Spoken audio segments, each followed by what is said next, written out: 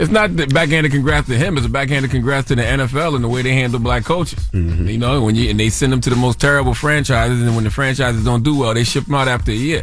How many black coaches got fired after a year this year? Like 2, right? 2 3? 2 or 3 this year, yeah. Well, good morning, Morgan.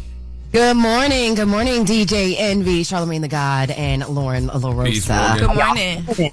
Good. All right, let's get into it. We are watching more develop out west with the LA wildfires, or fire officials are giving an update on a new fire burning rapidly through Southern California. The Hughes fire sparked Wednesday morning, burning more than 10,000 acres near the Castaic area in a remote area north Los Angeles. LA County Fire Chief Anthony Maroney spoke about battling the blaze, and LA County Sheriff Robert Luna assured residents not to stress about looters. Let's hear from those officials. The situation remains dynamic, and the fire remains a difficult fire to contain, although we are getting the upper hand. So I want to make sure people know that if you leave your homes, there will be additional deputies working out there in the neighborhoods to make sure your homes are safe. Yeah, so no structures have been damaged so far from this particular fire, with roughly 4,000 fire personnel assisting. Officials do say winds are driving the spread of the fire, with the National Weather Service extending a red flag warning through 10 a.m. tomorrow morning. So we'll continue to keep you guys posted and continue to keep LA in our prayers in regards to those fires. Yeah, they said they said rain is going to be coming this week, and that's what they're praying and hoping for, just a little bit of rain. But I wonder when Lil' Kim did her rain dance, and that monsoon is on the way. I don't know about a monsoon. You see what I'm saying?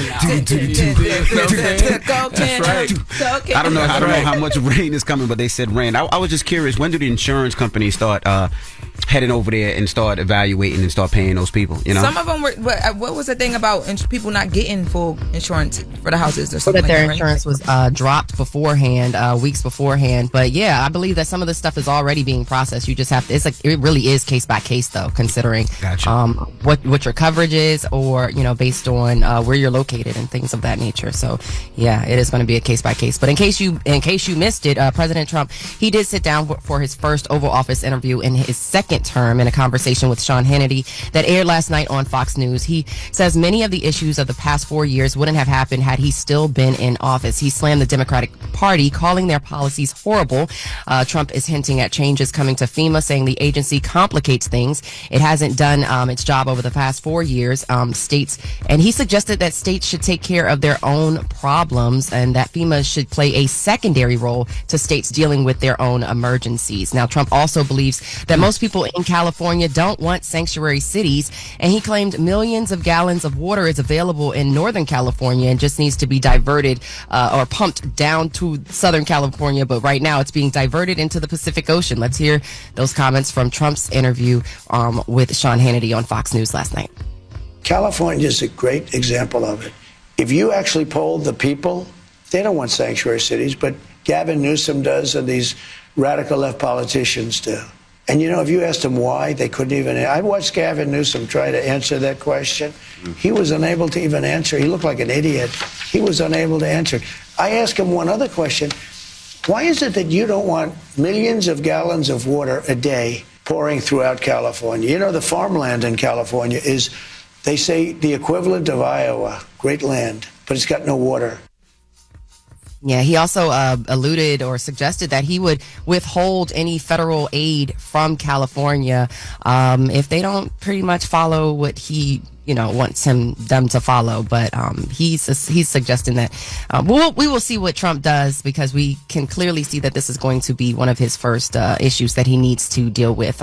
So he will address the World Economic Forum remotely today. The annual event is being held in Davos, Switzerland. It'll be his first major speech to global business and political leaders since Monday's inauguration. So here we are, day 4. Well, we're well underway into a Trump presidency, so we should start to see some things come about. But now, Morgan, let me ask you a quick question before we go to the next hour. I was going to ask. I thought Trump said something like he wanted state by state. He didn't want to do any more FEMA funding or federal funding. He wanted the states to handle their own funding with their own problems. Was that true? Is that a good thing or bad thing? I wasn't sure.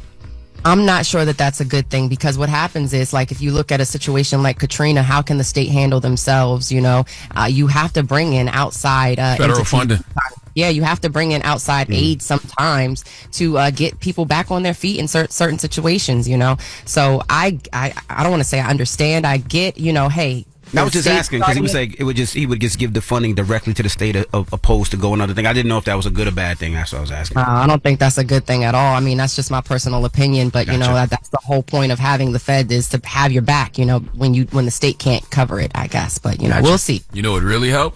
If the rich paid their fair share of taxes, that would help too. Yeah.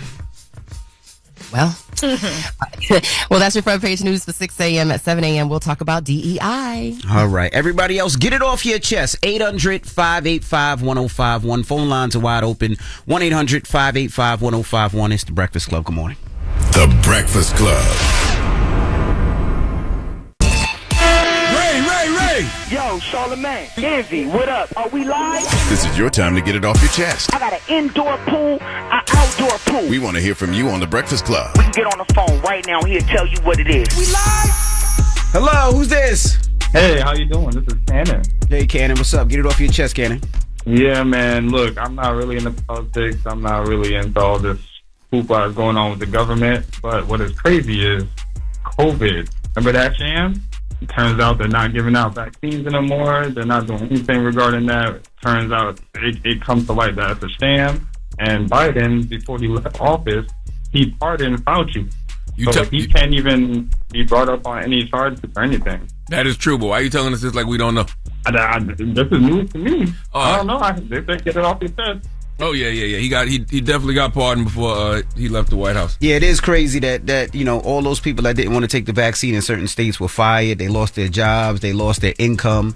It's really crazy that now, you know, I think Trump signed something where at least he's giving the military back pay and allowing them to come back. But it is crazy that people lost a lot for not wanting to take a vaccine that wasn't tried and tested. Yeah, and I don't know what Dr. Fauci is guilty of or not guilty of, but I do know preemptive pardons are not helping him beat any allegations. Okay? Right. Any allegations that the YouTube conspiracy theorists have made about Dr. Fauci, giving him a preemptive pardon is not helping him beat the allegations at all. But I ain't gonna front. If I was Joe Biden, I'd be scared. Trump said yesterday, you pardon everybody around but yourself. But yourself. That's right. You ain't pardoning yourself? That's right. I would be scared. That's right. Well, then he might see he's on his way out, but I don't know.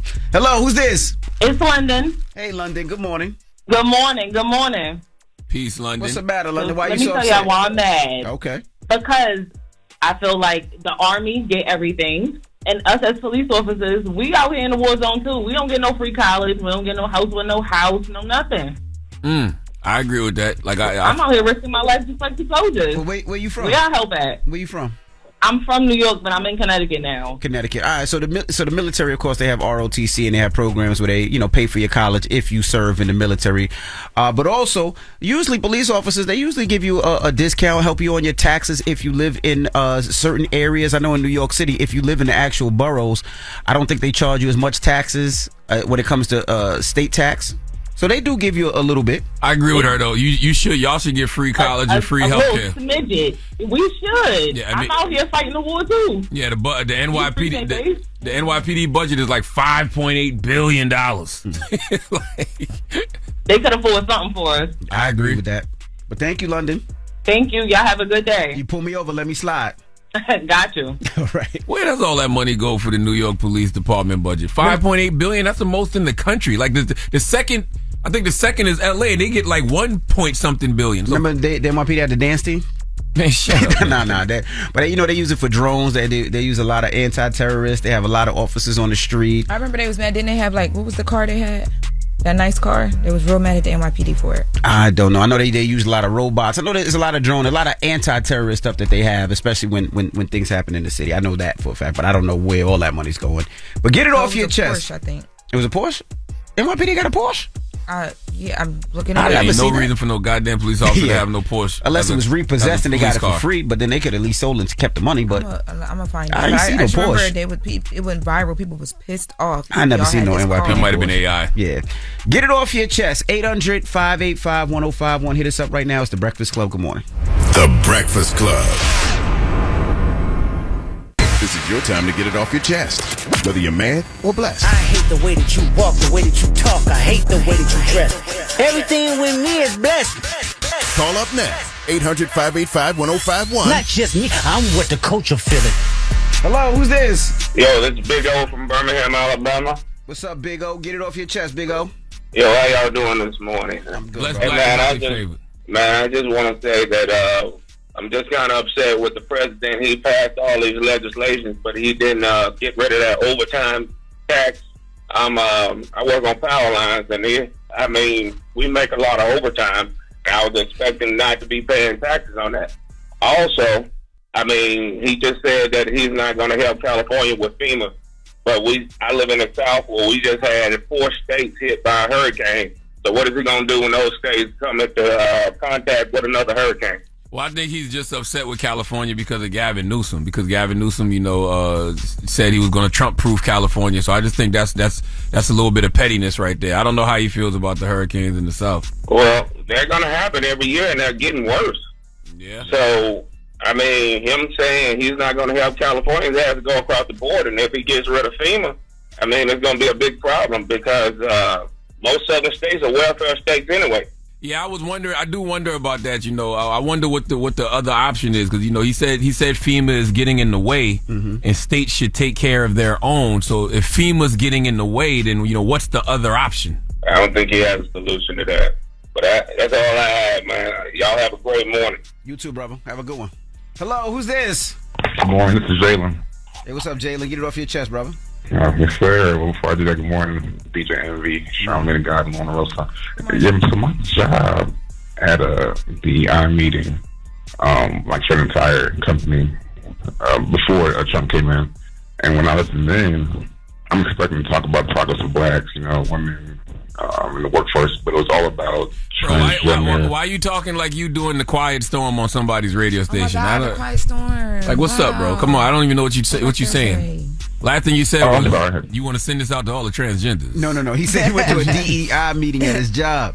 Yeah, and it wasn't what I expected. I thought they were going to talk about the black progress, women in the workforce, but it was all about like LGBTQ, transgenderism, and their progress. And then you wonder why they're pushing that with DEI. And it made me think about what Dr. Umar said, I think when you first came on your show, that the progress of blacks have kind of been hindered because of the LGBTQ push, and I wonder what y'all thought about that. I think Nancy Mace said the same thing, like there's a lot of things in common between Republicans and Democrats, but the fine print is where they keep pushing little things here and there. I'm gonna be honest with you. I don't know nothing. You said transgender, Nancy Mace, Dr. Umar. DEI. I don't even DEI. I don't even know what is your question? What are you getting off your chest exactly? You're just upset about the meeting? Well, not about it, but I guess we said to one point that the progress of blacks themselves may have been hindered because of the push of the LGBTQ mixing in with blacks. Right. Okay, brother. Well, you get it off your chest. Can you throw into the next record? It's a SZA record. Just say it. Next up is SZA. Next up is SZA. You said that regular. Yeah, he said that regular. Quiet storm voice the whole time till it's time to introduce a slow song. Get it off your chest. Shout out to all the lesbians out there who want a SZA. This record is for you. It's SZA. 800-585-1051. If you need to vet, hit us up. Now, you remember about a week ago you were talking about there's mad people that did the COVID scams that got away? Mm-hmm. In today's paper, 7 more people got arrested. I tell you, they still looking at, they still going at those people. Boy, I done told you. Somebody had $44 million. I told you, they still going Where at they people. arrest them at? Calm down. Why? You want to know if it's your friend? No, I'm just saying $44 million. You wouldn't have been able to find me. They probably was like somewhere just in Brooklyn chilling. It was 7 people. The PPP loans have a 10-year statute of limitations. Every single one of y'all who got an illegal PPP loan for a large amount of money, y'all going to prison. It's only a matter of time. I was feeling crazy. Like, dang. Like, all these people got all this money, and I'm out here living righteous. Yeah, ball out, because you're going to jail. I'm telling you right now, it's only a matter of time. They got about 5 more years to get them. Dang. Yeah, but 7 people just got arrested. And they probably was at the hookah spot. That's where they grabbed them at. Let me look that up. How many people got arrested for PPP loans so far? Christ. All right. Well, we got Jess with the Mess coming up. What we talking about? We do. We're gonna go back to ASAP Rocky because his attorneys were upset yesterday. There's not enough black people on the jury that they're trying to select. So we're gonna get into it. All right. We'll get into that next. It's the Breakfast Club. Good morning. The Breakfast Club. Morning, everybody? It's DJ NV, Jess Hilarious, Charlamagne the Guy. We are the Breakfast Club. Lauren LaRosa filling in for Jess, and let's get to Jess with the Mess. News is real. Whether it's Jess Hilarious, Jessica Robin Moore, Jess don't do no lines. She don't spare nobody. Worldwide Jess, worldwide Mess. On the Breakfast Club. She's the coach of shit. With Lauren LaRosa. I'm back. And I got the mess. Talk to me. So ASAP Rocky, day 2. They are now trying to. Yesterday was day 2. Mm-hmm. Today will be day 3. Today, January 23rd. They are now trying to find the jury that will, be listening to his case. Yep. So the issue yesterday was that out of 106 people that reported for jury selection, only 5 of the people were black. Now, this was an issue that A$AP Rocky's attorney, Joe Tecopina, took up with the court. Mm-hmm. He said that this is not proper. There should be more diverse representation, especially because of the area that they drew the jury from. He says that area, that pool, there's a 9% black population. So for only 4 to 5 black people to show up or be selected, it's not diverse, and he's pushing back early on that. The judge says, well, look, there's no authority that requires any particular percentage of ethnicity on a jury. Right. So we hear you, but, what are you leaning into here? So wait, when they say jury of your peers, what do they mean exactly? It's supposed to be your neighborhood, the people that's in the same neighborhood, but also your same ethnic background, right? Well, yeah, so, and I never looked into it. I don't know. Yeah, Reverend Al Sharpton actually spoke in this as well, too, because he basically said people, A$AP Rocky's friends and family have been in contact with him. He doesn't know all the particulars of the case, but he said the same thing that you said. Like, he's supposed to be judged by his peers. Right. And it needs to be fair, and that he's going to keep his eye on this case, and he's going to keep calling out things that are not unfair, because already it kind of seems like people are like, it's just a little weird. It's just a little setup. Black people don't do jury duty. When's the last time you did jury duty? Throw a generalization out there like that. Black people don't do jury duty. Maybe I don't. When's the last time you did? The last time I don't want to talk about it on there. Okay, but I haven't done it in a while. I haven't been called in a while, but the reason I'm not able to do it is because I have felonies. So that's why I can't wait to get pardoned my damn self. Red? Myself? Nope. Anybody else here? Yeah, but don't say black. But Red said he's never been called. Don't say. No, he didn't say he has a call. He just said he doesn't go. Most of the time, we don't do it. You said you haven't been called. I know black people and all people who do it because they don't want to go to work. Before. See, we don't. We usually don't do jury duty because we don't want to go somewhere and they pay us $3 an hour. Well, you Dominicans, so stop speaking for black. I am black, sir, but I don't know. I know a lot of people that don't do jury duty. You account for 2 sides of the coin. So shut up. Okay, all right. I'm black. You know, it's funny though. In this era, they might call a jury of A$AP's peers a DEI jury. You know what I mean? You never know. But I also did, when I saw this story yesterday, I said to myself, I know Reverend Al can multitask, but after the few first days of the Trump administration and all the executive orders we saw Trump sign, I can think of several other things that Reverend Al should be focusing his attention on. But I think it was more so because his ending line says, I am monitoring this trial and challenging the LA District Attorney to ensure that there's fair representation, right? I think this was just like this is A$AP Rocky. I don't know if y'all are familiar with him, but don't play with him in this courtroom because he does have allies out here. I think that's all that tweet was. Because it was just a simple tweet. But when A$AP arrived to the court, he arrived with his mom and his sister yesterday for day 2. And the judge was on his mom's body, okay? When A$AP's attorney stood up to introduce, because he's like, who are the new people in the courtroom? A$AP's attorney is like, oh, this is A$AP's mom and his sister. And his attorney is like, his mom. And the judge is like, his mom. And the attorney's like, yeah, you can't tell who's the mom and who's the sister. And the judge said, you are beautiful. And that is on record. That's what he said? Yes. So black judge. I didn't Google the judge to see if he was black or not. You could do that on court. Like, like that. What does that have to do with the case? That question came up in reporting, and someone after the court asked one of the reporters, they're like, can't that be looked at as like already unfair? And what was mentioned in the conversation was it's not, because there was no jury in the actual room when he said it. Okay. So that's what is being said. But yeah, so basically another thing that came up as well too, the first day and yesterday they leaned into, was the fact that now A$AP Rocky's defense is going to be that the gun that he had was a prop gun or a starter gun. For anybody that is not familiar with what a prop gun or starter gun is, this is a small gun. It only can fire blanks. So basically it wouldn't have been able to shoot anybody or graze anybody the way that they are alleging that it happened. Now the prosecution is upset because they're like, to A$AP's attorneys, y'all never told us that this was going to be our defense. This is last minute. We're supposed to know things 30 days in advance so that we can have a chance to prepare and respond to this. Why is this coming up now? Mm-hmm. And And ASAP's team is like, no, we alluded to it. We said that because of who he is, because of home invasions, he does different things to secure himself. So there was a whole back and forth about that as well, too. And ASAP's team said that they actually had witnesses who were going to testify that gun was just a prop gun. Was there a real bullet that they pulled out of somebody? So that's the thing. They haven't been able to find any shell. When the investigators went, they didn't find any shell casings. ASAP rarely turned in shell casings, but I believe that they never found a gun as well, too. So there's a whole back and forth about that as well. So they basically saying Relly allegedly got shot and then picked up his own shell casing and then went to the hospital? Well, Relly brought shell casings. Him and his girlfriend went back to the scene to get shell casings, and he actually did bring shell casings and turn them into investigators. But what ASAP's side is saying that he did have the prop gun, and I think they're having to say this because in the video, I took a screenshot of the video. Mm-hmm. Remember you mentioned like there was like something kind of similar to a gun in the video. You do see something in his hand. I think he's just trying to explain what that was, and they're saying it was a prop gun. Right. And he's saying that he only fired it in the air, never directly pointed it at Relly because Relly began to follow him. That's according to ASAP. It was being alleged by him. I got a headache already. I wouldn't report to jury duty for this. see? Now you got a problem. Now you're not going to jury duty. I hear about this case. I'm like, I'm cool. I don't want to go to jury duty either. I'm taking my day off. Yeah. I'm going to work today. All right. Well, yeah. Don't have time for one more. All right. Well, thank you for Jess With The Mess. You know what's going to happen now, right? What? They're going to send all of us letters for jury duty. Can we do that because we people with the media? Yes, you got to do jury duty. That don't matter. Yep, until they ask that question. Has anybody in there been convicted of a felony? Yep. I've never been convicted of a felony. Well, that's your fault. Okay. Is any of your family members on law enforcement? None of my family is law enforcement. Dang. I definitely got that. I'll pull out my gold card and everything. Do you work anybody that's closer with a felon?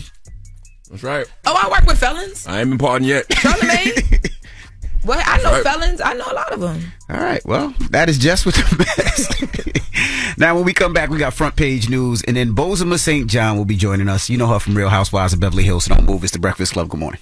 Wake up. You're locked into the Breakfast Club.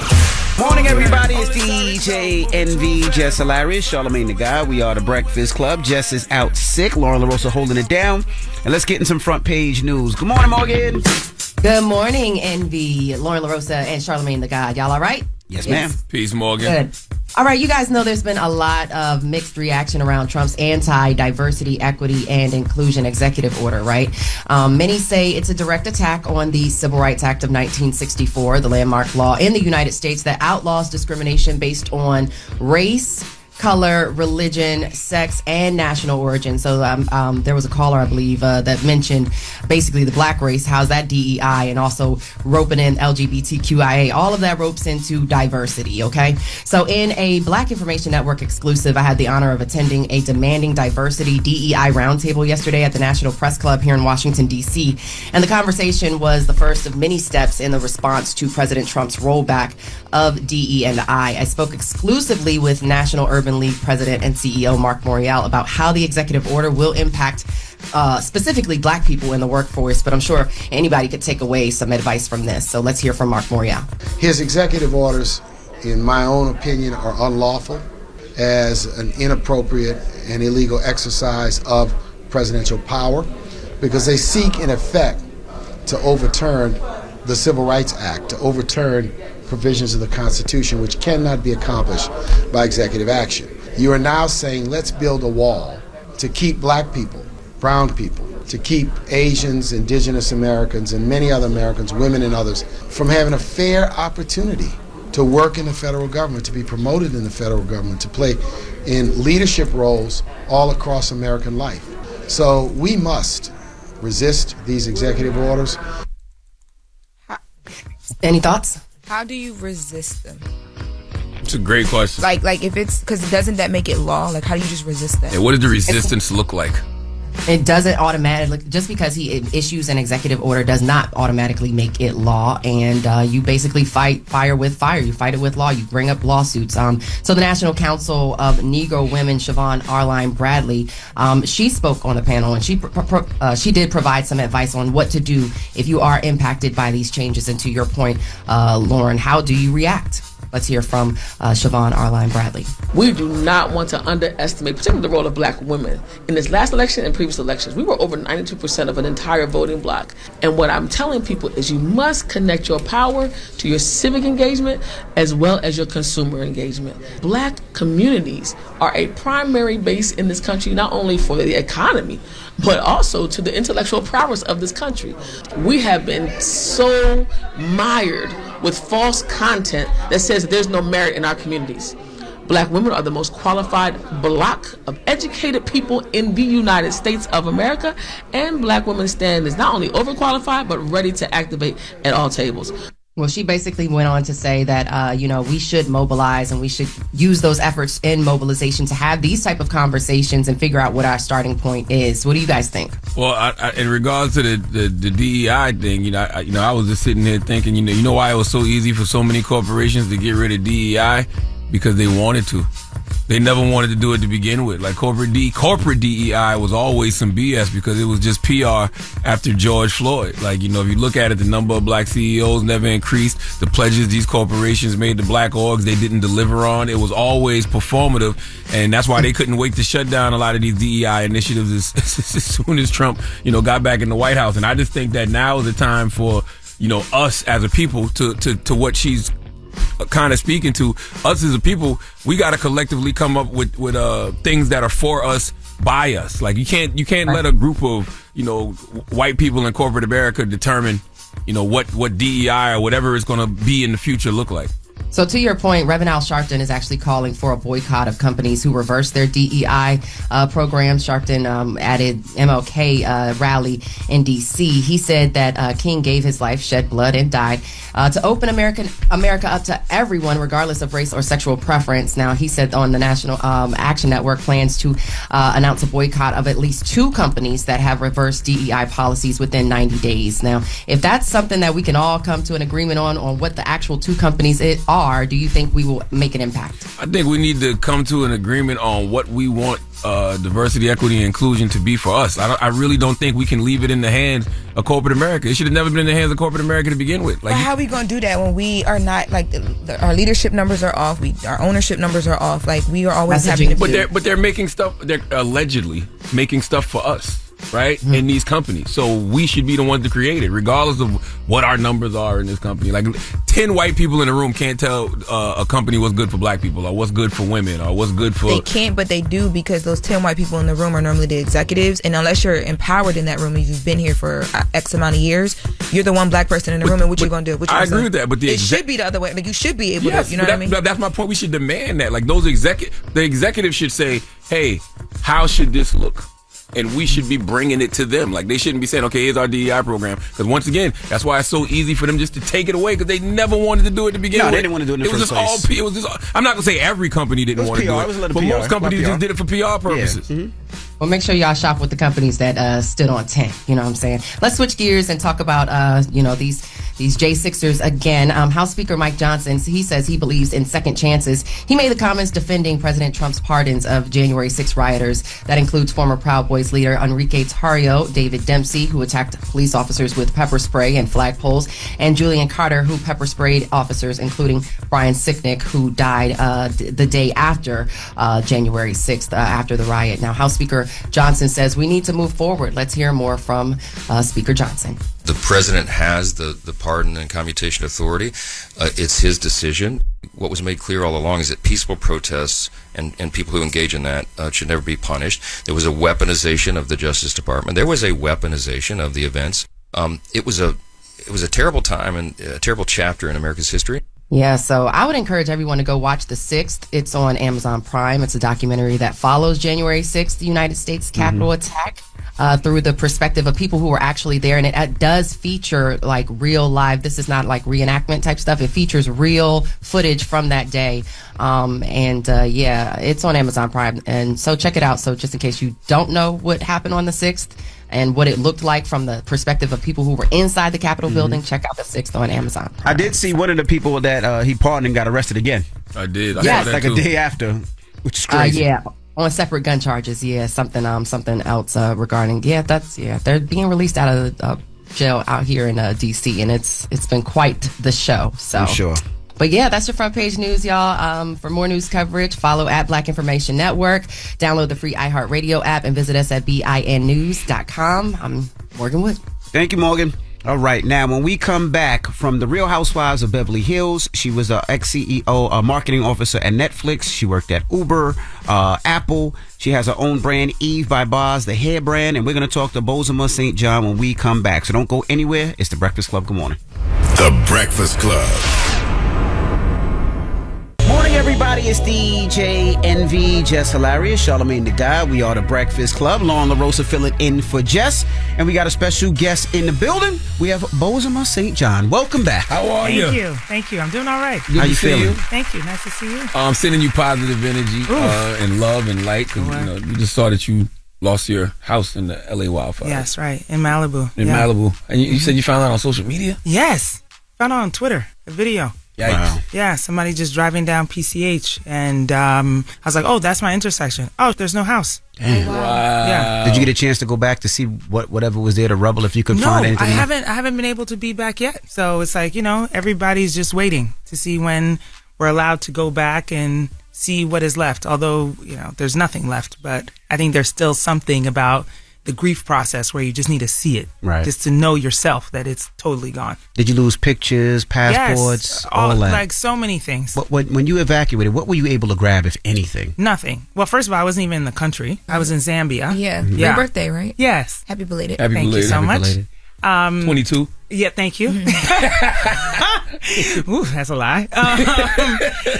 But it was so scary and overwhelming because all is that the fires are coming. You don't know which direction they're going in. Mm-hmm. And the evacuations happen so quickly that, the people who are in their homes, like really, you don't have time to think.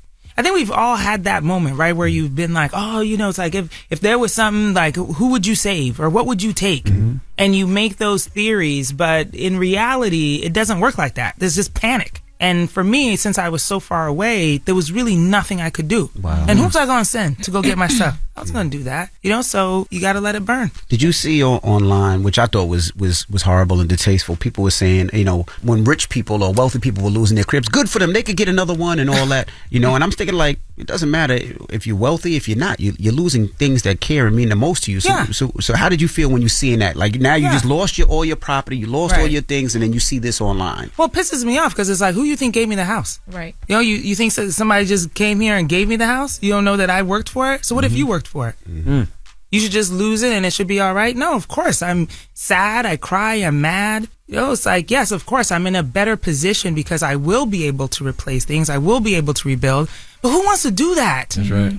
We got enough going on. I don't want to have to do that too. Like, can I get some peace? Mm-hmm. Just want some rest. Mm-hmm. And so it's like, it makes me upset when people say stuff like that. Me and my wife were talking the other day when we seen all, we were like, what would we grab? Like we try to start setting things up in the house. Right. And then she's like, well, I got to go get the photo albums. I got to get the pictures. I need the memories. And then she was like, but damn, what about the kid's first outfit? You want to be able to pass that on. And then you're thinking, well, what about this? How about the kids? Y'all got 13 of them. You know what? It's just 2 of y'all. And you baby girl, how's she dealing with all of this? Because she's young and explaining it to her. She's 15, and I think it's a tough time. You're already a teenager with all these emotions going on, but she has friends who've also lost their houses, so at least she has some community that she can talk to about shared experience. But, how do you comfort a child who's like, well, what if fire comes again? Mm-hmm. So then what? So it's just a tough thing. How are you able to show up and do this though? Because the show must go on, right? You got your new beauty brand, Eve by Boz. You promoting the reality show, but then you got all of this heaviness on you. How are you able to even show up and just do what you're doing right now? Well, unfortunately, I'm not unused to grief.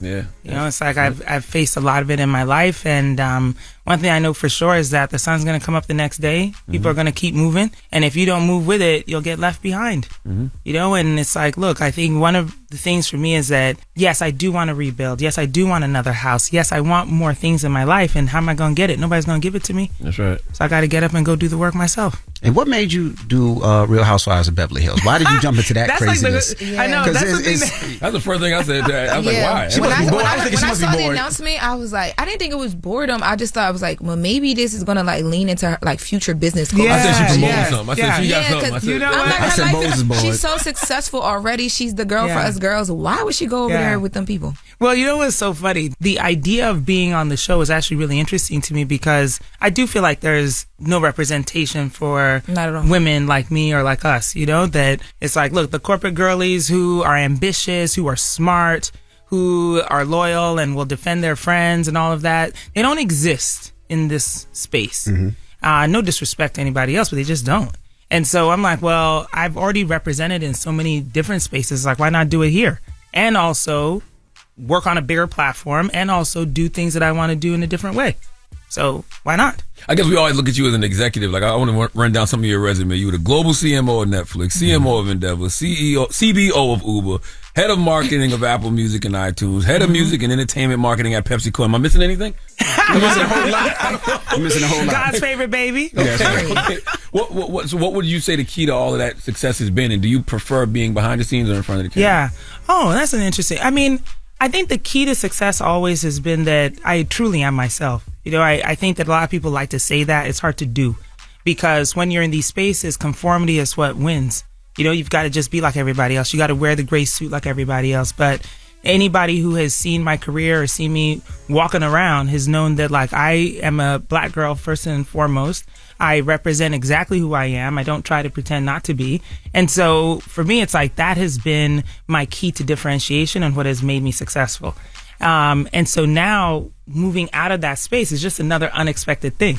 You know, it's like, look, you read my resume and it sounds great because people are like, oh my gosh, you did that and that. But it's like, if you were there with me day to day and were advising me, you'd see that people never cheered me on, even when I made jumps.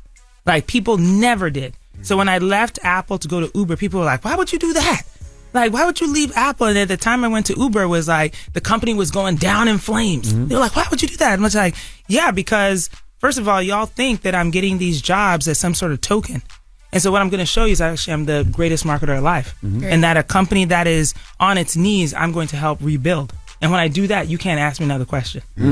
And then it's like, okay, I moved from Uber to Endeavor. And then Endeavor to Netflix. And Netflix, I joined right at the start of the pandemic. And people are like, oh, why would you do that? Like, it's such a big company. Like, the spotlight is on it. If you fail, you're going to fail big. And I'm like, yeah, but if I can do that, then you can't ask me whether or not I can do this, right? Because now I've done it at 4 different companies. Who's going to deny me? And then I was inducted into the Marketing Hall of Fame, and I was like, yeah, okay, there, I'm done. Retire. Thank you. Well, the Real Housewives franchise She's Jersey in the rafters. Is shooting down, so I guess you're there to save the Real Housewives franchise because that franchise seemed like it was going down. Well, I think that it deserves a reinvention. You know, I think the relationships between women has been really shown poorly in ways that are not helpful. I'm not saying that there's not conflict. There's always conflict. There's conflict in the boardroom. Okay, the fights I had in the boardroom were far scarier than any fight I've had on this damn show. Do you know any of those women, or were you friends with them? I knew one of them, yeah.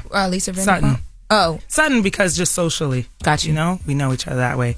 All right, we got more with Bozoma St. John when we come back. You know her from the Real Housewives of Beverly Hills, so don't move. It's the Breakfast Club. Good morning. Morning, everybody. It's DJ NV, Jess Hilarious, Charlamagne the God. We are the Breakfast Club. We're still kicking it with Bozoma St. John, you know, former marketing executive for Netflix, Uber, Apple, and, you know, she's on Real Housewives of Beverly Hills right now. Charlamagne? You know what comfortable feels like, Bose? Do I know what comfortable feels like? Yeah. Have you ever allowed yourself to get comfortable? I don't think in a workspace, no. Yeah, that's what I mean, in a workspace. Yeah, I haven't, no. Why I don't not? know. Because there isn't one. You know, not because I haven't allowed myself to, but because that's just death. You know, it's like if you get too comfortable in the corporate spaces, somebody's gonna come get you. You know, and I don't think that there's any nirvana for black people, or especially black women in these spaces. And so I'm like, yeah, you always got to watch your back. So I don't think I've ever been comfortable, no. I'm glad you said that too, because I feel the same way. And I think that sometimes when you get too comfortable, you start to play it safe. And then that's when I think all of these industries start to die out. Yes. Because you got people who are playing it safe. And my thing is like, they probably going to fire you if you play it safe. Right. So you might as well take the risk, do something innovative. Yeah. Because if you get fired doing that, at least you feel good about yourself. Yeah. Well, Sean, I've always said that, like, look, when I leave a space, I want you to know that I was there. Like, I will never leave a space and you were just like, oh, was she even here at all? No, I got to leave some sort of footprint. And so it's like, how am I going to do that if not representing for who I am and my community and all of those things. Now, look, I recognize the fact that it is a burden to be in these spaces and to be the one. And people always, when something happens to black people, they turn to you and be like, so what do you think we should do? Mm-hmm. And yes, that is annoying. But at the same time, it's like, yeah, well, maybe that's why I'm actually in this room, to actually say the things that are hard to say and the things that they wouldn't know otherwise. And so for me, the comfortability aspect has never really been part of what I have tried to achieve, because I know that that's not my destiny. That's not what I'm meant to do. So are you staying in the room to do that? Because people think you're leaving the show because of the post that you put up on Instagram. No. Are you leaving? No, I'm not leaving the show. Okay. That was about something else. But then my house burned down, so then I couldn't even talk about it. Oh, so you was going to quit something else? You had an announcement coming. Yeah, no, I was thinking about like life changes and things I need to do, not about the show at all. Got you. Yeah. We're proud of you as a community from what you've done, what you've accomplished. But, some people might not know the educational background and how you got there. Mm-hmm. So for people that's in your field, that's admire you and want to say, damn, I want to even go a notch of what she did. How did you do it? Right. What is the education background? Well, I mean, I have my bachelor's degree. I don't have a master's degree. I decided after my bachelor's that I wanted to jump right into work. I had the opportunity to go to Spike Lee's advertising agency, which is where I got my start. Mm-hmm. I think the difference with how I did it is that I never thought that a job was too small, for me to actually like... Say that again, because people, I don't think they heard you in the back. And did you get paid at first? You didn't get paid at first, did you? God, I got paid nothing. Got paid nothing. Mm-hmm. But, the jobs were never too small. Like, I brought my full self to every single job. There was never a time where I was just like, you know what? When I get into that corner office, that's when I'm going to do da-da-da-da-da. No, I did that when I was an assistant. It's like, you can ask Spike today, and he will tell you that, like, I crushed. In fact, like, when I was getting inducted into the Hall of Fame, he did an interview, and he said he knew then that he would work for me one day. Wow. And that happened when I was at Netflix. Wow. And he got an overall deal while I was the CMO. And so for me, it's like, look, there's never been a moment in my career where I felt like, I can't wait for the next thing. I brought everything to the job I had. And so even now, as I sit here and doing this show and all that, I'm bringing everything I have, because I want to be able to have the next opportunity and the next opportunity and the next opportunity. Do you consider yourself an alpha woman? Absolutely, yes. So with being an alpha woman, how is that in relationships? Do you feel like you have to submit a little bit? Do you feel like you have to fall back a little bit? You couldn't pass that question to Lauren, huh? Yeah. You couldn't pass that question to Lauren, huh? No, because I'll tell you the truth. Successful. No, because when it comes to the Real Housewives franchise, woman, you can relate. No, you know what? No, my wife watches the show, so she's a fan and she loves who you are. So she's always asked, like, damn, I wonder how is that in a relationship, because she's very strong, and she had that question. She also wanted to know, did you feel like those friendships on Real Housewives of Beverly Hills are real friendships, or do you think it's bull? But start with the alpha. Start with the alpha woman. Okay, so here's the thing. I can't diminish who I am. It's not possible. So yes, I want the soft girl life and the whole thing, and I can have that too. But at the end of the day, this is who I am. I walk into a room and I demand things. Mm-hmm. It is my energy and my aura. And so the need for a partner who is not threatened by that or not afraid of that is absolutely necessary. So it's not necessarily about me dimming or getting quieter or being more subservient. It's that, like, who's just going to match my energy? My mom says every pot has a lid, and I feel like now I found a lid. How did you know that, Keely? Because also, too, not only is he coming and you're like already this super successful marketing Hall of Famer, but now he's having to be introduced on Real Housewives of Beverly Hills. Right. And the girls got questions. Right. And this is after your late husband as well. Right, yeah. How did you usher him into all that? How did you know he was fit for that job? Right. Well, also, I have to add that, like, I also respect him a great deal. So that has to be at the bottom of it, which is like, that's where we have to start. I have a tremendous amount of respect for him. And so the conversation, even telling him that, like, hey, look, I'm on the show, right? I would like you to be on the show, but let's talk about on whether or not you feel comfortable doing it. And when he said he did, then I was like, all right, look, you haven't been in the scrutiny like I have. Mm-hmm. So we're going to have to talk about what that looks like for you. Right. And so to me, it's like there's a responsibility that I have to him, in being my partner, on being on the show, and therefore making sure that he's also protected. So perhaps that's even where the alpha woman shows up, is that, like, I feel that, I want to be protected by him, but I also feel a responsibility to protect him as well. And as for the relationships on the show, look, I'm the first one to tell you that I really thought that these conversations were played up. I thought it was you thought they were producers just make it up? Yeah, people be like, oh, she talked about you, da-da-da-da. I was shocked to find out that the relationships are really real. So people get upset about real things, and you really don't know. It's just like life. Like, you don't know if somebody's talking about you behind your back. You do not know that. And so you're making assumptions based on the facts that are given to you. So you might be really nice to somebody, but yet she was over here talking about whatever it is that she wanted to talk about you, and you didn't even know. And so you see it on screen later, and people be like, oh, she should have known she was fake and this and that. You're just like, how would you know that? You'd have to be psychic. You wouldn't know. And so I am continuously learning about the relationships between the women and myself, and then also how it appears on camera. Reunions are going to be very interesting. That's all I know. Could you have a house husband? Like, if it was just a guy who I don't think wasn't so. as successful? No, I don't believe so. Yeah, I don't think so. I don't think so. Well, he's a nice guy. He look good. He putting it down. He cooks. He cleans. He keeps everything. I think it's probably more about like mindset and ambition than anything else. I'm way too ambitious, I think, to have somebody who would not want to also be ambitious. Yeah. I also noticed on the show, they changed a lot on the show. And I watched the show with my wife. That's our little thing. But I noticed on the show, when I do watch it, I love seeing them women bow down to you a little bit. Like, they tiptoe around you, and, like, you could tell that they look for your approval. Do you notice that? Because it's a shift and it's a change. I do think it's a shift because I'm not like them. And so I think anytime somebody new or like a new situation presents itself, they're also going to be a little careful, because you just don't know. You got to test the water, right? Now, if I come back for second season, I think that would be a different situation, because now they know. They know you, right? Right. And they're like, oh, okay, so she's got her opinions. She can stand up for herself, and they'll have a different way to interact with me. I'm sure that's going to happen. All right, we got more with Bozoma St. John. It's the Breakfast Club. Good morning. Good morning, everybody. It's DJ NV, Jess Hilarious, Charlamagne the Guy. We are the Breakfast Club. Lauren LaRosa's filling in for Jess, and we're still kicking it with Bozoma St. John. You know her from Real Housewives of Beverly Hills. Charlamagne? How did putting out your book, The Urgent Life, My Story of Love, Loss, and Survival, how did that, being vulnerable in that book, prepare you to be vulnerable on reality TV? Oh, that's a great question. It was so hard to write my memoir. I think what happens is that, as I was saying, with grief, you just want to get it behind you.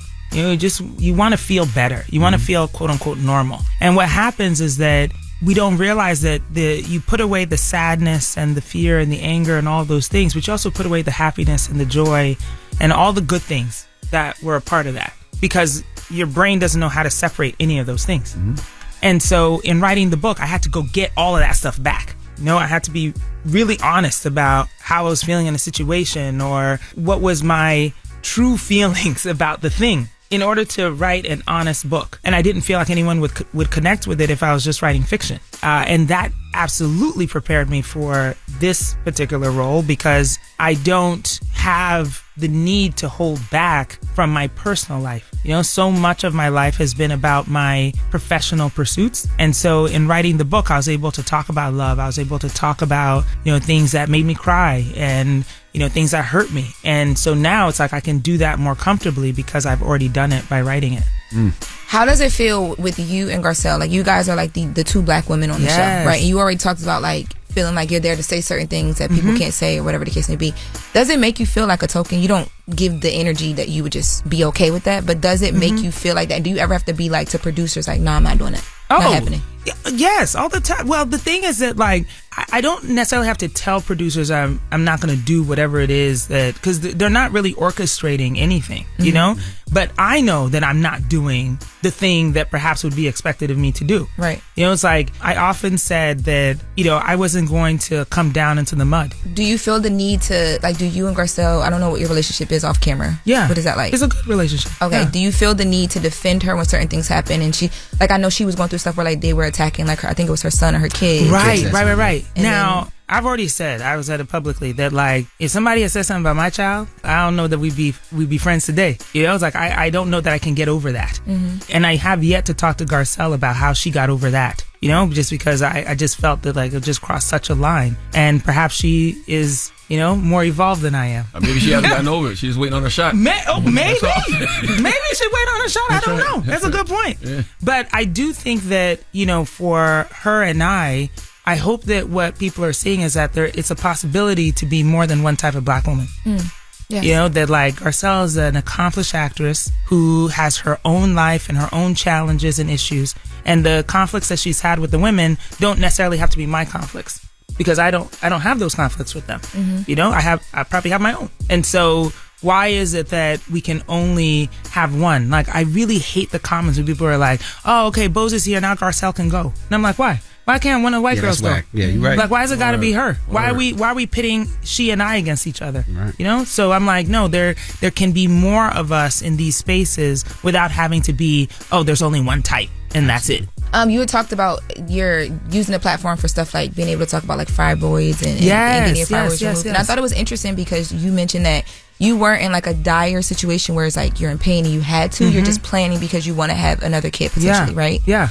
How you feeling like today? Yeah, I feel really good today. I'm just glad that I was able to talk about that publicly because, I don't know why it is that when we talk about reproductive health, especially for black women, it's like this point of shame. Yeah. It's like, I don't know how many people sent me messages, commented on the post, like friends who were texting me and being like, girl, I went through that last year. I'm like, why did I not know that? Mm-hmm. It's like there's some strange shame that's associated with it, as if like we're not good enough or that we're not whole women because you have fibroids and you've got to get that removed in order to reproduce at all. Right. And so I'm just like, wait, but no, this is a health issue. Mm-hmm. And it's like if we take care of that, we take care of ourselves, we will be in better shape. And I don't know that there's any benefit to hiding any of that. I think you also brought up a good conversation too, because one of the things you said was like, I'm not getting any younger, so I want to make these plans now. That's right. Have you been having conversations with those same people about, just you're not getting younger, but you do want to have another kid now and what that looks like for you and how you're planning for that? Yeah. I mean, Keely and I, of course, talked about it. My daughter and I talked about it because, well, they're the two people who be impacted. Right. I don't really care about anybody else's opinions.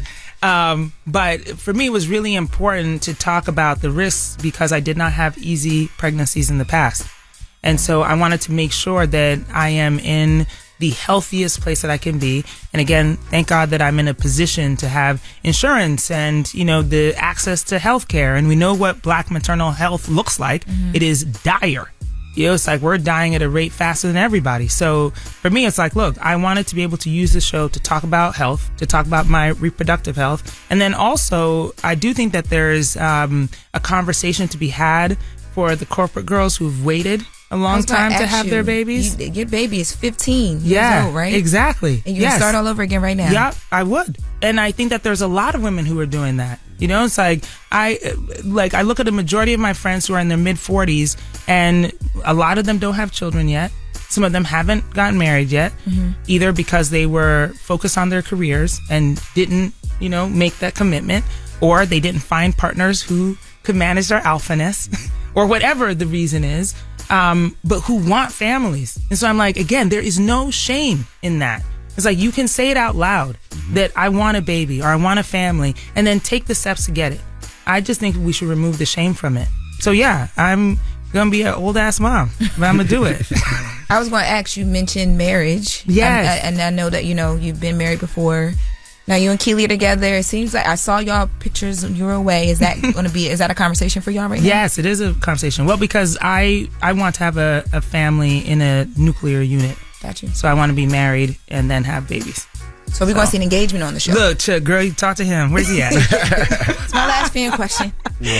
Oh, it's been great. Thank you we so appreciate much. you for joining us and so much. Eve, my boss. Oh, yes. Well, so, yes, like it or not, my hair has always been a topic of conversation in my corporate career. I mean, it's like when I did the Apple keynote, I was the first Black person to present, technology on that stage. And half of the tweets that night were about my hair. And I have always been an advocate of being able to use the laws and, the rules that have been written, whether it's the Crown Act or anything else, which allows for you to be fired or suspended from school if your hair isn't straight or whatever. Like those rules still exist on the books, and figure out how can I celebrate that? How can I, encourage us? How can I make sure that if I want to wear my hair any kind of way I want, let me do it in the way I want to do it.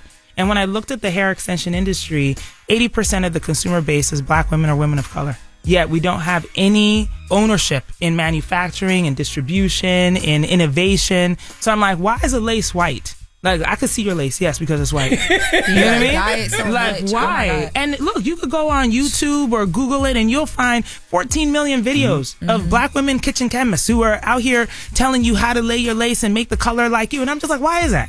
So I went to China by myself and to the biggest hair show in the world and just walked around and asked questions. And then when I realized that, like, oh, wait, hold on. This is actually an industry that's making a lot of money, but we're not anywhere in the seats. I was like, well, I'm going to do it myself. I'm going to get in there. So I built a factory in Ghana. I started manufacturing, and then now I'm selling it to the world. Wow. So how do they buy some Eve? www.evebybose.com. Evebybose.com. You have it. Yeah. Amazing. Yeah. Bozoma St. John, ladies and gentlemen. Thank you so much. Thank you for having me. It's I the appreciate Breakfast it. Club. Good morning. Morning, everybody. It's DJ NV, Jess Hilarious, Charlamagne the Guy. We are the Breakfast Club. Let's get to Jess With The Mess with Lauren LaRosa. News is real, whether it's Jess Hilarious, Jessica Robin Moore, just don't do no lies, don't do no lies. She don't spare nobody. Worldwide Jess, worldwide mess. On the Breakfast Club. She's the coach of shit. With Lauren LaRosa. I'm back. And I got the mess. Talk to me.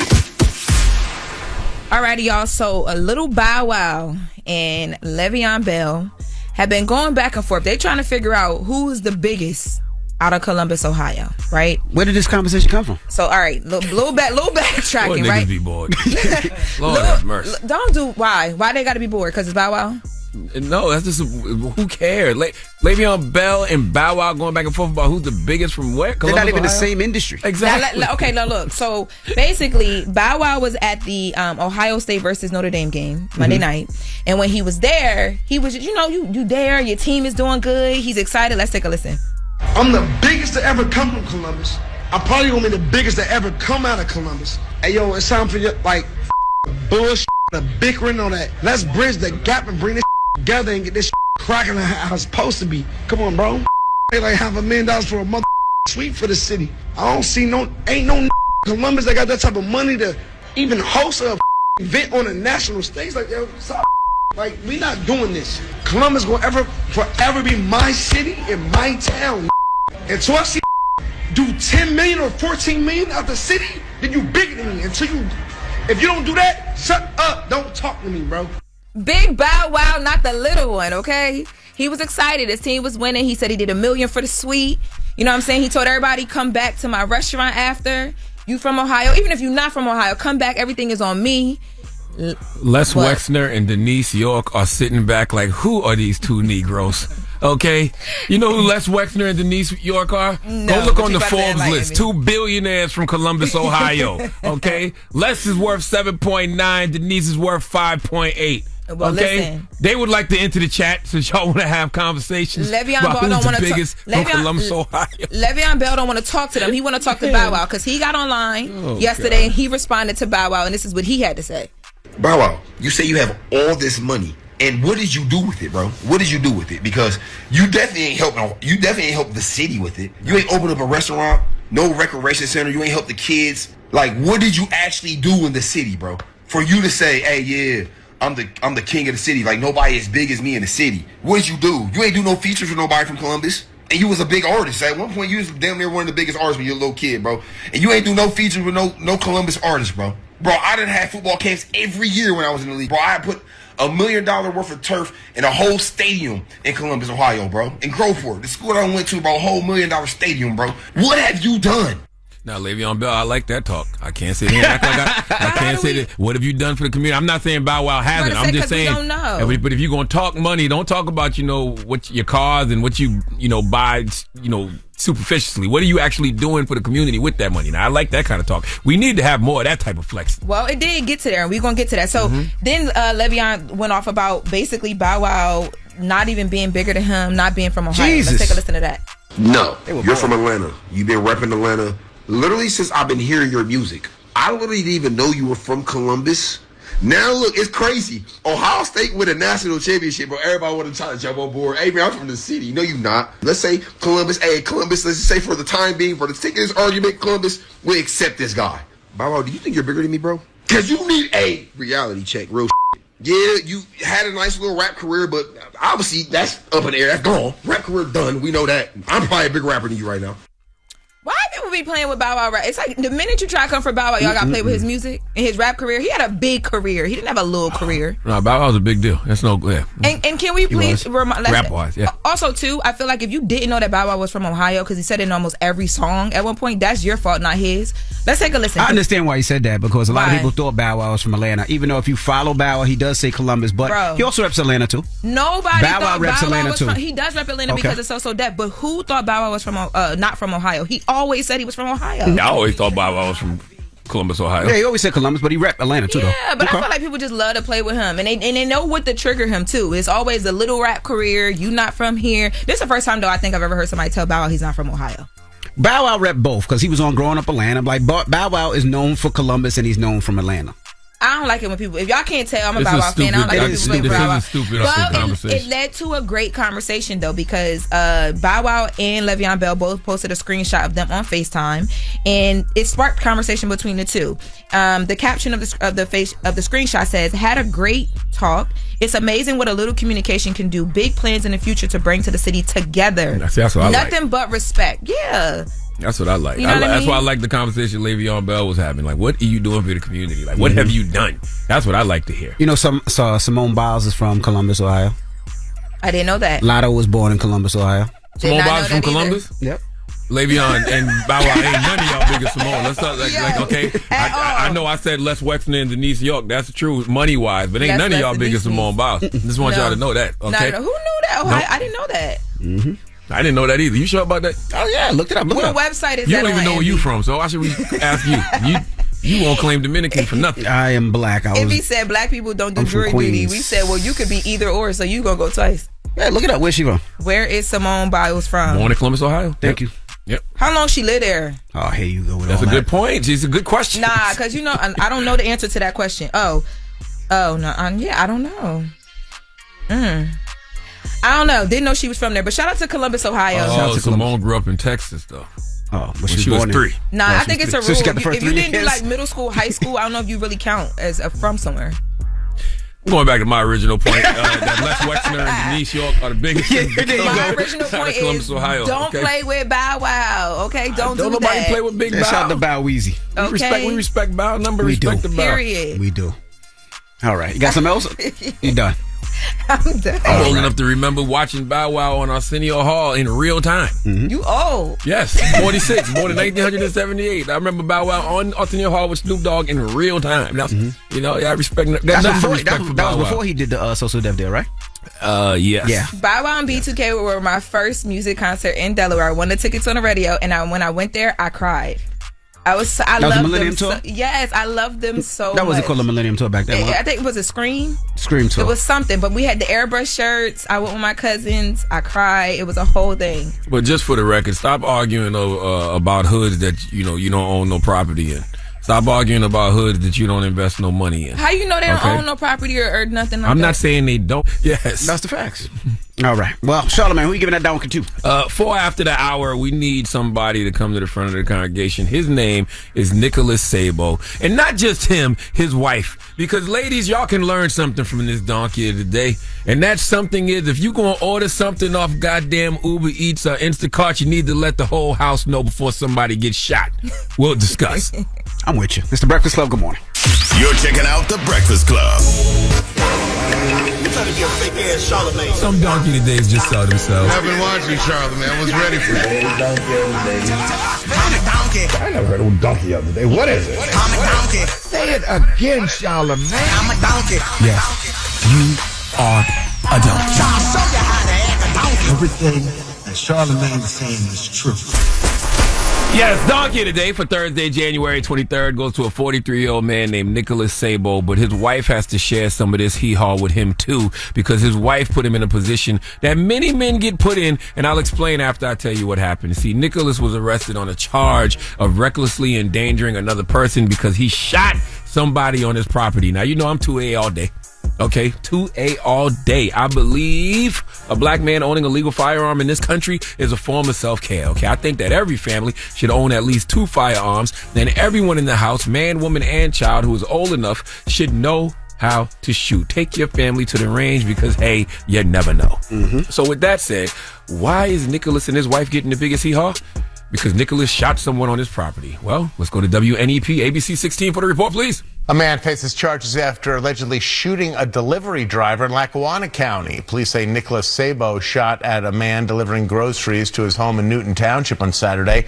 Investigators say the driver was at the correct address and Sabo's wife placed the order.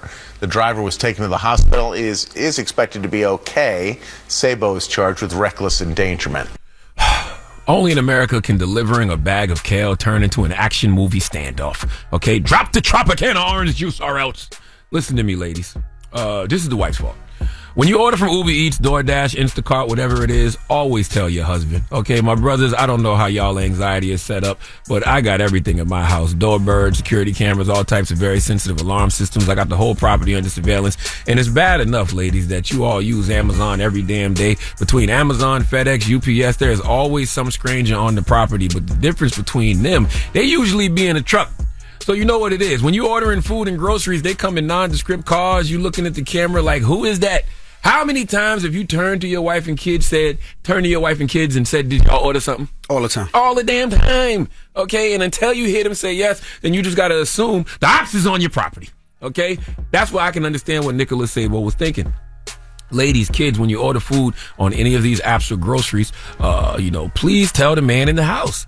Okay, but this is where the wife really gets the brunt of this hee-haw. The wife is the one who ordered the groceries, but the wife is also the one who received the alert from the home security camera that movement had been detected near the garage. And she thought someone was trying to break into a utility trailer on their property. Now listen, I'm glad that Nicholas has a partner that's just as paranoid as him, but come on, Miss Lady. You can't forget that you ordered Instacart at a time like this. Right. Okay? Do you not understand everyone is on edge and everyone at this moment is preset to wish a mother effer would? Okay? Everybody is in wish a mother effer would mode. Okay? We are in a constant state of fight, flight, or fire in these United States of anxiety. And Nicholas chose the fire because you gotta understand, when the alarm goes off, and then someone in your house, especially your wife, says she thinks someone is trying to break into something, when you go to grab your pistol and go outside, you already thinking it's showtime. Okay, you not there to negotiate with this supposed intruder because you already believe they up to no good and you don't know what their intentions are. Yes, you can be so paranoid, your anxiety can get the best of you so much that you can turn 2-day shipping into a 2-minute shooting. All right, poor Instacart driver just came over to deliver packages and almost ended up a pack, all because he was trying to figure out if the eggs go on the porch or the front steps. There was no verbal confrontation, no nothing, just fire. Shot him in the leg. Okay? The wife ordered the groceries, the husband ordered the chaos. All because it was poor communication on the delivery instructions. You have to read the fine print when you're ordering things, okay? You can give people special instructions on where to take and leave things. Poor guy just trying to make an honest living, delivering Instacart, and get shot. All right. He ran back to his vehicle where his wife and child was waiting for him. He drove off and called 911. That man could have been murdered. He could have woke up dead somewhere today simply because of miscommunication. And Nicholas has been charged with recklessly endangering another person. And he could face more charges, all because his wife simply forgot. Maybe we need security alerts that remind us, like movement detected, danger, or just dinner. What do you even say to your husband after this? Please give Nicholas Sabo and his wife the sweet sounds of the Hamiltons. Oh, now you are the donkey of the day. You are the donkey of the day. Yee-haw. If you thought the price of groceries was high, wait till you see that bill. And wait till you see how much it costs to pay for a lawyer.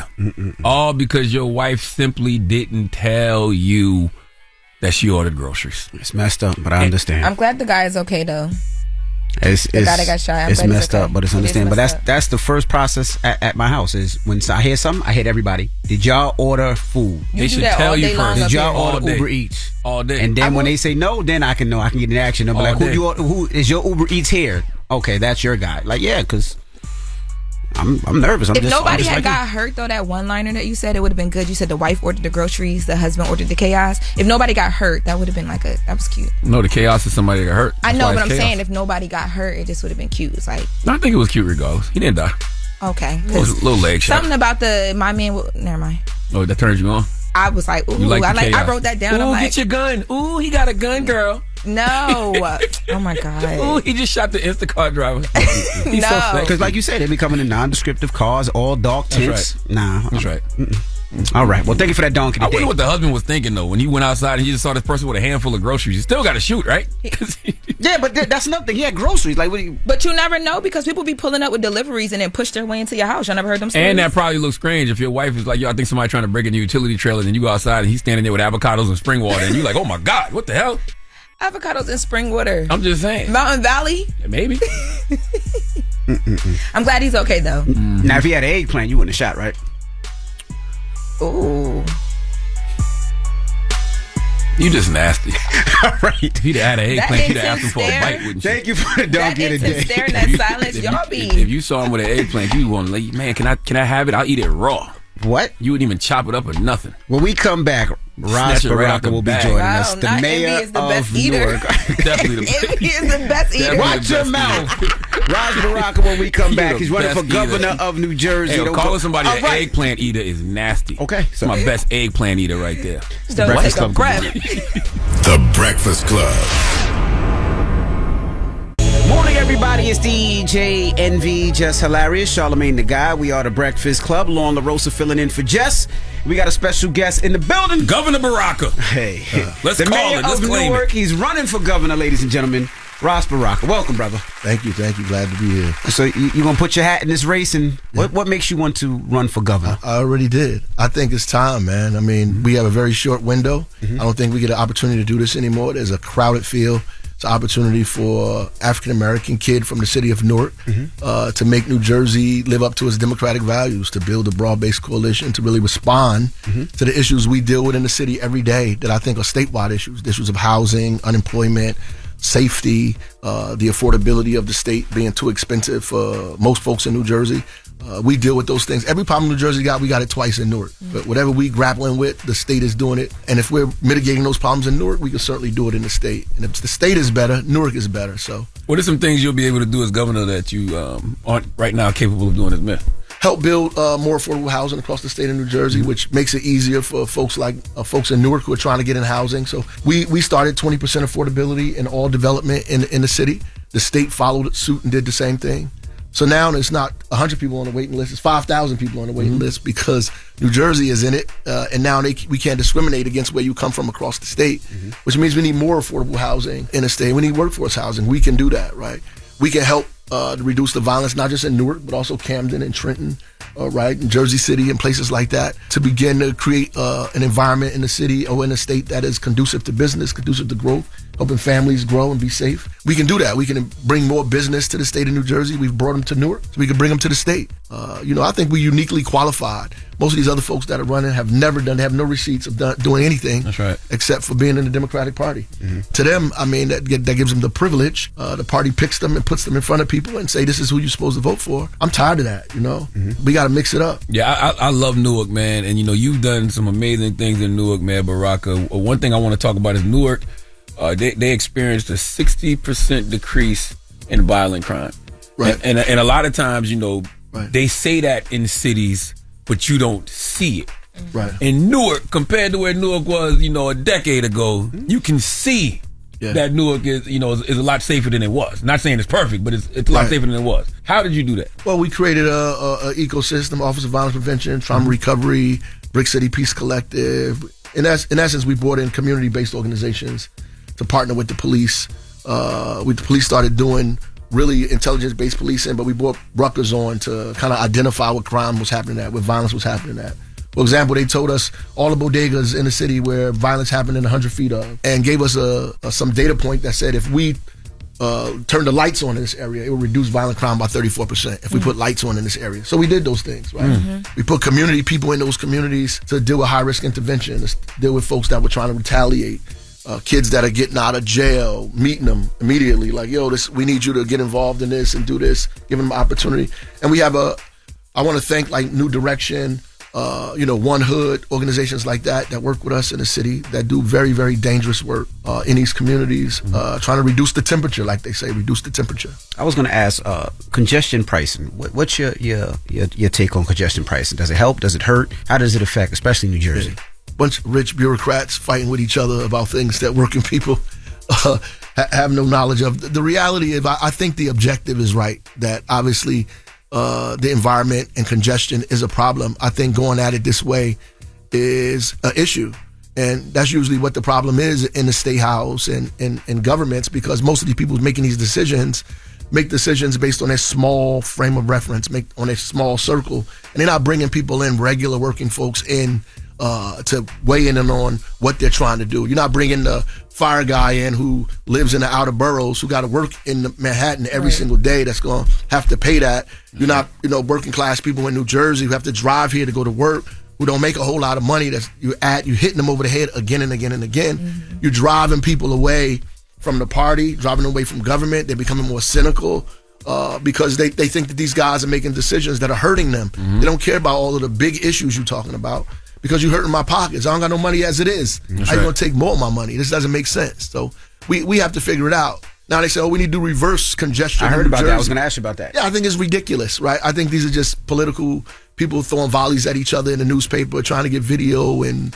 airtime, trying to get earned media about this stuff. The reality is none of that is going to fix the problem. Like, if you want to deal with congestion, you want to deal with the issues people have, and you need to get on the ground and talk to folks about how to really solve this problem. And if you're raising money for MTA off the backs of working class people, I think that's wrong. And we need to figure out how to do that in a better way, right? It doesn't hurt working class folks. I want you to expound on that, because that's a problem that I feel like just Democrats have, is with their messaging. But you say, you got something that you say politicians can't make policy for people they can't see. They can't solve problems they don't know exist. And I say that all the time in regards to politicians, because they talk about people they never talk to. So how can politicians do a better job of that? They got to get out of there. Go to the barbershop, the beauty parlor, the thrift store, the lounge, the bar. They got to talk to folks where they at. Right now, people are picking people for people. And, surrogates are running out, convincing people to vote for you. And you're not going in front of people, having conversations with them. And that's the real problem. Like, you don't know these people. Like, you don't know the parent that has an 8-year-old, 7-year-old, and a 4-year-old, got to go to work, leave them home at the house, try to get the neighbors to check on them because she can't afford childcare. That's right. Right? And then, the child finds a gun and shoots himself, and everybody talking bad about her, but not about the economy that's the richest in the world that does not allow folks to find childcare that they can afford. So now she has to make a decision, right? Or the fact that I can't pay my rent because I'm buying Christmas gifts and I wait for my income tax to come in so I can level up on my rent, but I want to buy Christmas gifts. I don't know these people. I don't have conversations with these people. So the policies I make are not going to address them. For example, New Jersey fighting over a policy for seniors that make $500,000 to give them tax breaks. My grandmother is in a nursing home trying to figure out how to pay the nursing home, how to pay medicine, right? How to do all the very specific things. She don't got a home here and a home in the Hamptons and a home in Florida. But we don't see these people, so you can't make policy for them. So those people get pissed off. And the problem is those are the majority of the people. That's right. And for you, somebody that is with the people, right? Even when something like the congestion pricing happens with the tolls and stuff, when people are talking to you, what are you instantly trying to do to help them? Because a lot of people I know that are in Jersey are like, well, especially us that aren't from there and we moved there thinking it was better for us to commute. We like, dang, we might as well move into New York now. But then that goes against what you're trying to do with bringing people to Jersey and getting these companies to invest in it. Like, how do you start to solve that problem before us leaving Jersey becomes a problem? I think what the governor is trying to do is he's still keeping it in court, trying to raise the issue of it so it can be reversed. I mean, he went as far as wrote a letter to Donald Trump. I don't know how far this is going to go, but ultimately we have to keep it on people's mind, continue to have the discussion about it to see if we can repeal it in some way. Yeah. We can't just allow it to sit like that. Or the MTA or somebody else has to figure out how to compensate people or give them an opportunity to reduce what it's going to cost, the burden to go back and forth to the city who are forced to go there, not just going there because they're trying to go shopping. Right. All right, we got more with Ras Baraka when we come back. Don't move. It's the Breakfast Club. Good morning. Morning, everybody. It's DJ NV, Jess Hilarious, Charlamagne the Guy. We are the Breakfast Club. Lauren LaRosa filling in for Jess. We're still kicking it with Ras Baraka. Now, did you go to the inauguration? No. You did not go? No. You actually put out a statement talking about Trump's first day. Yeah, I'm not. Yeah, I wouldn't have went there. I mean, it was crazy. I mean, all the things he did, I mean, he said he was going to do. So, I mean, it's crazy. He attacked birthright citizenship, got rid of diversity, equity, and inclusion, fired everybody, got rid of the Office of Violence Prevention. I went to the website. It's gone. Right? You know, all of the things that we need to continue to do what we're doing in the state of New Jersey and Newark, he just attacked and got rid of, pardoned all of those people, straight out, white supremacists, dangerous folks that he let loose. I don't know why anybody in their right mind thought that he wouldn't do any of these things. But he did it, right? And, you know, people tell you who they are. Like they said, believe them. Another thing I love that you've done in Newark is the homelessness program, because you've helped to cut Newark's homelessness in half. What have y'all gotten right that a lot of people around the country haven't? Well, we have street teams, and our street teams, we just expanded it to 24 hours a day because they do so good, you know, and the state just witnessed the uptick, 24% this year, I mean, the end of last year.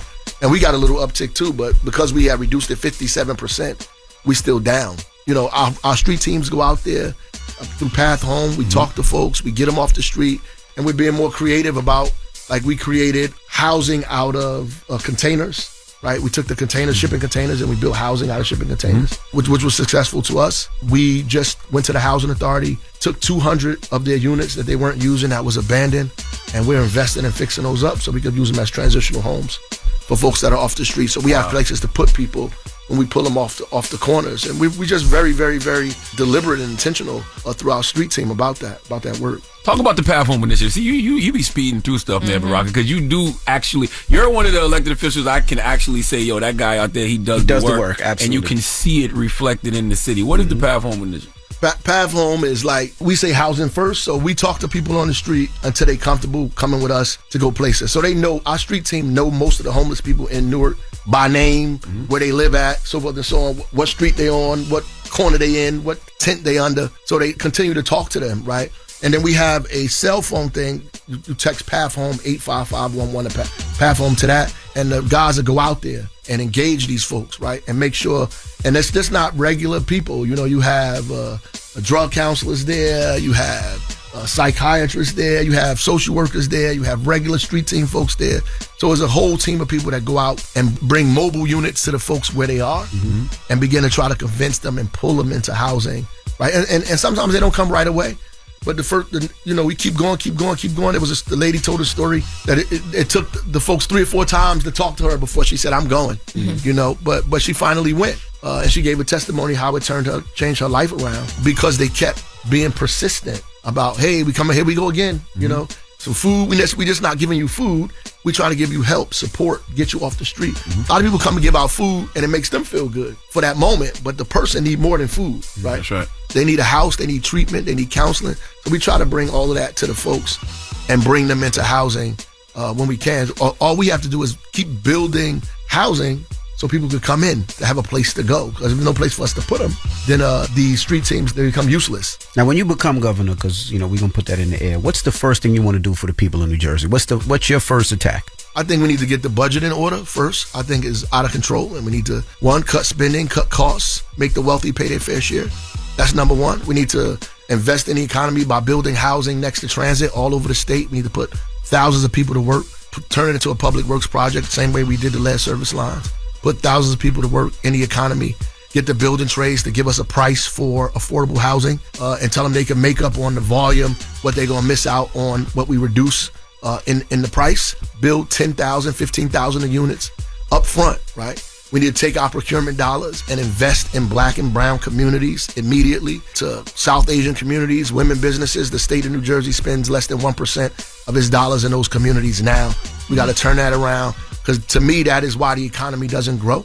I mean, you know, you can't have an exclusive economy and expect it to grow. There's a whole bunch of communities that need to be engaged in the economy that we're leaving out. The Latino population or business community represent 20% of the workforce in New Jersey. That's on their own merit. That's without any investment, without any support from the state. we got to put money in those communities and watch those communities grow, hire people. You hire more people, we have to pay them less unemployment. We get them opportunity to get homes. They can pay taxes, and then you'll be crying less about the taxes you pay because they'll be helping you pay them, right? Invest in those communities ASAP, and that's what we do in the first 100 days. Gotcha. Well, how will Lionsgate impact Newark, and how will Netflix impact just Jersey as a whole, like both of them? Well, Lionsgate will help a community, a neighborhood that's been distressed for a very, very long time, and when they come there, the airport is already building a stop there. By there so people could get on the train to get to the airport. So that's going to be awesome. And because those studios are there, obviously they're going to be retail that's going to pop up there because people have to eat. They need to do these things. They want to get the hair. They want to do whatever. So they're going to, obviously the retail is going to grow there. And it's going to do something about the housing market as well because the Housing Authority is already talking about investing in the housing in that community. So I see a shot in the arm happening for the economy in that area. And obviously the state, that region is going to benefit from it. Once you put the train stop there, people could get on the AirTran from there. It's going to create incredible opportunity for that neighborhood and for the Elizabeth and all of the cities that are attached to it in that region. What about the cannabis industry? Because, we opened up Hastoria in Newark, myself and Raekwon the chef and Makari Sellers. What about the cannabis industry? I think it's we got to do better in New Jersey. Let me say that. I just think the bureaucracy is too much, and the cost of cannabis, putting it together in New Jersey, is higher than places like Pennsylvania and other places like that. That we have to work out those prices, lower that stuff, make it competitive in our state, and cut a lot of the red tape so more of these things can happen faster than it's happening now, and lean into making sure that Black and brown and underrepresented communities who were victimized have a bigger portion of what's happening here. That we have to do this deliberately. Like New Jersey they want to do the right thing, they're just afraid to do it out loud. You know what I mean? So you got a whole bunch of people that if you say, Black people are suffering, they'll raise their hand. I agree with that. Then you say, we should do something about it, their hands don't go up. Absolutely. So that's really what the difference is. So we have to lean into look, we know this is the problem. You agree with it. We need to fix it. We can't charge this amount of money. There has to be carve-outs for certain people in certain communities, and we have to grow it faster than what is happening. I just think it's taking too long. Well, come see us at Hastoria, 799 Broad Street in Newark. I need you to have the chief of police just do a little sweep in front of the store, though. There's a lot of entrepreneurs be out there. You know what I'm saying? We had a discussion about that last week. Trying to break down the black dollar. Be out there, they do be. It's very lively. Our customers pull up and they be trying to get their own sales on. You gonna drop a dime on them? Smooth down the block, man. You know what Telfar did with the people that be outside his store? He dropped Telfar bags off so that he can increase their revenue. Maybe you should talk to those brothers and see what they trying to do and how Hastoria can help. Talk to them. They try to give me weed. We own the dispensary. You ain't got to give me nothing. Well, when is election? When can people make sure they donate to what they need to make sure they support you and your site and everything and get some Absolutely. RazForGovernor.com. That's us. June 10th is the primary in New Jersey. The general election is in November. First Tuesday in November, but the primary is June 10th. You can donate. You can get on the website, volunteer, ask questions, do whatever it is that you need to do it, feel comfortable doing. Absolutely. Right. Well, we appreciate you for joining us. Definitely make sure you go out and support Mayor Ross Baraka. He will be the next governor of New Jersey. We're going to put that in the air. And thank you so much, brother. What's the website again? Yeah. Raz for Governor, the number 4. Raz for Governor. Yeah. All right. It's Ross Baraka. It's The Breakfast Club. Good morning. The Breakfast Club. Morning, everybody. It's DJ NV, Jess Hilarious, Charlamagne the Guy. We are The Breakfast Club. Lauren LaRosa filling in for Jess, and let's get to Jess with the Mess. News is real, whether it's Jess Hilarious, Jessica Robin Moore, Jess don't do no lies, She don't spare nobody. Worldwide Jess, worldwide Mess. On The Breakfast Club. She's the culture show with Lauren LaRosa. I'm back. And I got the mess. Talk to me. All right, y'all. So we talked about My Wife star Natalie Donato. And remember, we were saying that she was missing. Well, there is an update, according to TMZ, who says that they spoke to her mother, Denise Fuco. Natalie is not missing anymore. She has been found safe and sound. Although allegedly all of her identification cards have been stolen. So she is, at the time of the report earlier this morning, she was still in Vegas. Her family's just happy that they found her. They still don't know what happened to her and what all of the missing the flights and all that bad stuff, not good stuff, but all that stuff was about. Yep. But right now their priority is just to get her home. So they're going to get her home. They'll figure out all that stuff. And the issue is that she doesn't have the identification. But an airline will work with you if you can identify yourself in other ways. So, happy that she was found and she should be able to make it home. Another quick update, Wendy Williams. So after we did the interview with Wendy Williams here on the Breakfast Club, there was a lot that happened following it. A lot of good things are happening. On the GoFundMe, for anyone who has visited the GoFundMe, donated to GoFundMe, first of all, I know Wendy's family can say thank you for that. There has been over $37,000 raised, and their goal is $50K. Well, Wendy says thank you for that. Yes, Wendy says thank you for that. Yes. And this GoFundMe is in support of Wendy Williams' fight for her independence. Now, there was an update posted to the GoFundMe on the 21st of January, and that says we will officially be retaining the law firm of Swartz and Greenberg Atlas to represent Alex Finney. Alex Finney is Wendy's niece, who was also joined us here on the show when Wendy was here, or Wendy called in, to petition the court to address all issues pertaining to Wendy Williams' guardianship. These lead attorneys, who I'm told are very high-profile attorneys, Jason Atlas and Brett Newsombaum, they're in the early stages, from what I'm being told, of being retained, and that retainer, a $20K retainer, which is listed here on the GoFundMe will be used for that. And people may ask, fees, right? Yeah, for attorney fees. Well, why does Alex need an attorney? Whatever. But you have to have, people that are also able to help Wendy speak and navigate different things as you figure out what life is going to be like if she is released from this, this conservatorship situation. Not if. Or when she is released. Yes, when she is released. You still want to have some proper care. Wendy has a whole life she has to now plan, financial stuff, living stuff. And Alex has been by her side. So bringing the attorneys in will help them navigate all that. And just make sure that Alex has the support that she needs. As a person speaking for Wendy. Now, I thought that this was funny.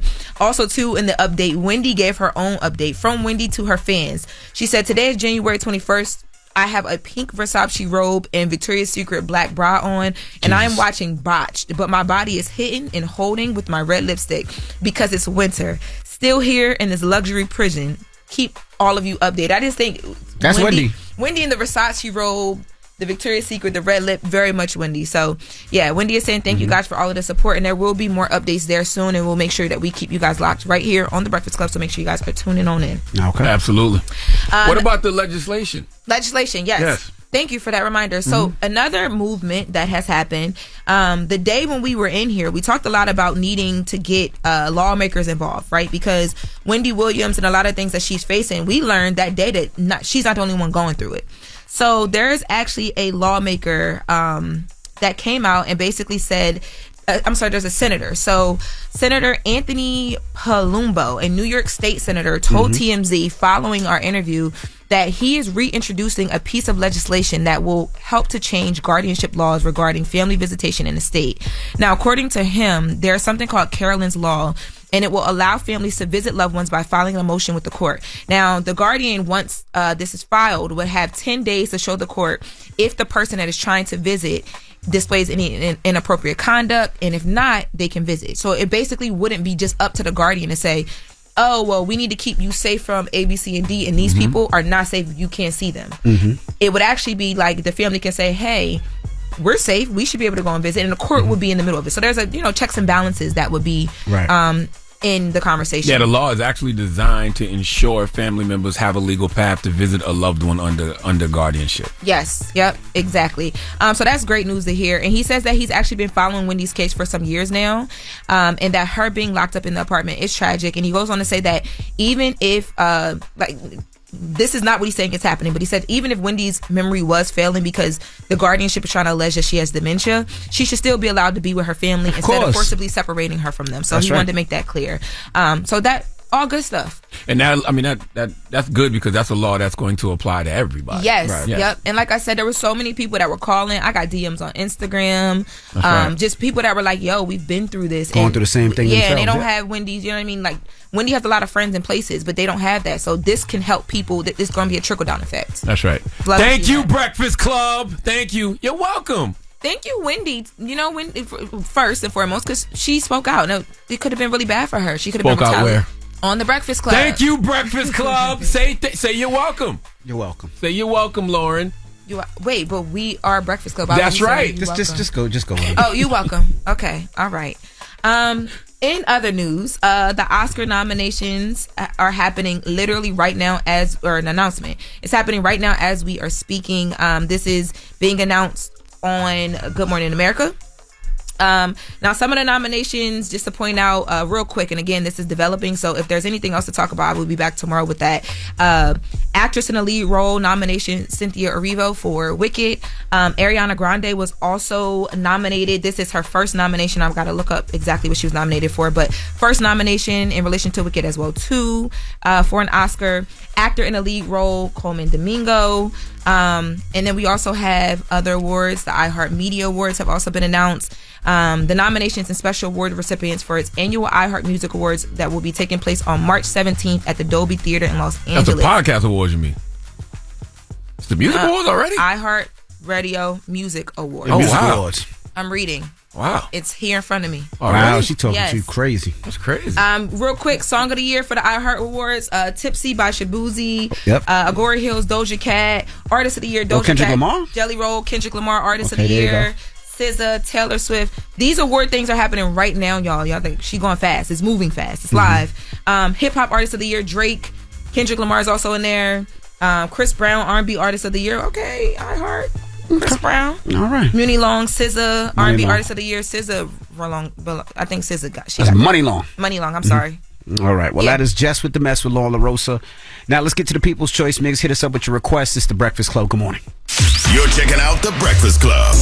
Morning, everybody. It's DJ NV, Jess Hilarious, Charlamagne the Guy. We are the Breakfast Club. Laura LaRosa filling in for Jess, and I know some of these nominations are still coming in. Yeah, I wanted to make sure I mentioned Ariana Grande. I told you that this is her first Oscar nomination. She is nominated for Best Supporting Actress in Wicked. Wicked is doing her and Cynthia Erivo a lot of justice. How many times Cynthia was nominated? Cynthia, I don't know. They both killed it. Again, this is rolling out, so I don't know the exact number of the amount of times, but she was nominated as well, too. I heard it was good. I fell asleep. No, I seen it. It was long, of course, but it was good. I haven't seen it yet, but you fell asleep. Yeah, I mean, I fell asleep because, I'm old, and I was in there with my kids, and it was really for them. I tried to watch it, but every time I woke up, it was good. Were you off the edible? No, I was off a Friday. It was a Friday afternoon. After why work, would you go Friday after work? You got to do Saturday. Nah, that was all long, about the kids. I took a nap and woke up, and I still watched it. It was still good. So yeah, every time I woke up, it was hitting. You know what? Every time I woke up, it was hitting.